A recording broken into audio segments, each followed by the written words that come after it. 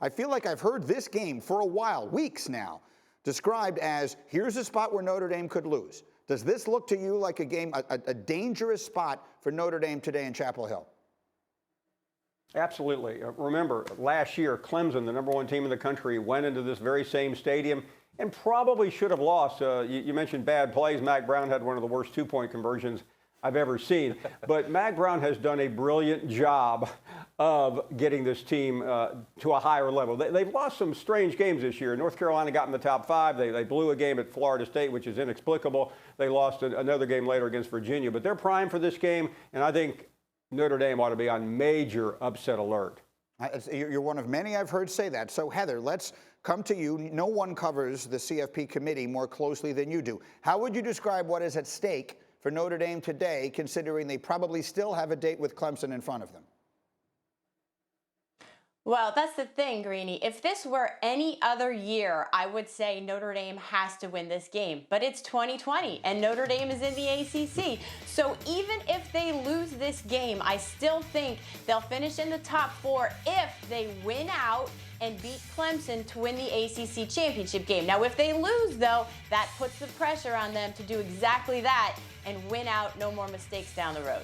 Right. That's what I was thinking, is that maybe in this case, the significant piece is that the reverse is true, Heather, that if they win today, if they win out and they go into that Clemson game unbeaten, so long as they don't get blown out with Trevor Lawrence, maybe Notre Dame gets in whether they win or lose that last game. That's the way I was looking at it, Heather. Does that make sense? It does make sense, Greeny, yes, especially as they sit there at 2-3 right now. But remember, the SEC also has a chance to get 2 teams in if Florida wins the East and beats Alabama. And if you're asking me now which conference has a better chance to get 2 teams in the top 4 in the end, I would say it's the SEC, simply because on Tuesday, the selection committee put 4 SEC teams in its top 10, so it's clear they hold them in very high regard.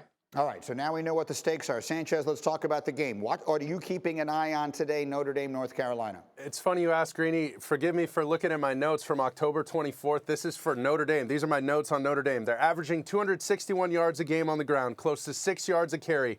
But no wide receiver on their team has more than 7 receptions this year. That's what I wrote down for a Saturday game we had Notre Dame on ABC. But now, I said it on Saturday. I said Ian Book doesn't have enough juice for this team to win. They're going to need to throw balls. They're going to need to throw touchdowns and move the ball down the field in the air.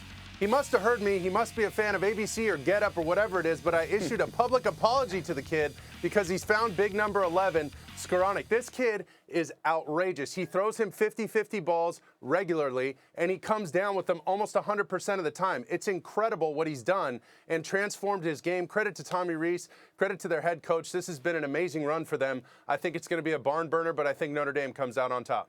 Skoranek is a graduate transfer from Northwestern. Okay, now let's go to another game that has very different stakes. Penn State, Michigan. This is a game that when the season began, we would have circled and said, wow, this should have absolutely everything in the world riding on it. Paul, what is riding on Penn State, Michigan today? I think it's more important for Jim Harbaugh, because what has Jim Harbaugh done lately? He's embarrassed himself, he's embarrassed his program, and he's become the most prominent coach in America on the hot seat. Meanwhile, James Franklin has had a miserable season, but let's say it again, it's 2020. But don't forget James Franklin has had 3 11-win seasons at Penn State, including a Rose Bowl appearance a couple of years ago. He's lost some key players, so I think he'll get a pass. I think Jim Harbaugh has burned all of his passes up. Heather, what is your sense? What are you hearing from those, particularly in Ann Arbor? What is your sense of the way things may be headed there? Well, obviously, it's extremely difficult to recruit when you have the 1 year left on your contract. It expires 3 days after next season. That is a very tricky spot to be when you're a coach. But I think these are 2 extremely different situations. I mean, Jim Harbaugh's job is in question. James Franklin's is not, and nor should it be, for every reason that Paul pointed out. You've got to remember, Journey Brown, Noah Cain, Micah Parsons. They have a new offensive coordinator, no spring ball. This is 2020, and it's an anomaly at Penn State. Yeah, I think that's a fair way to put it. Again, Michigan coming off a weekend in which they celebrated a triple overtime win against Rutgers is just not exactly the way they foresaw their season, and so we will leave it there. Thank you for watching ESPN on YouTube. For live streaming sports and premium content, subscribe to ESPN+.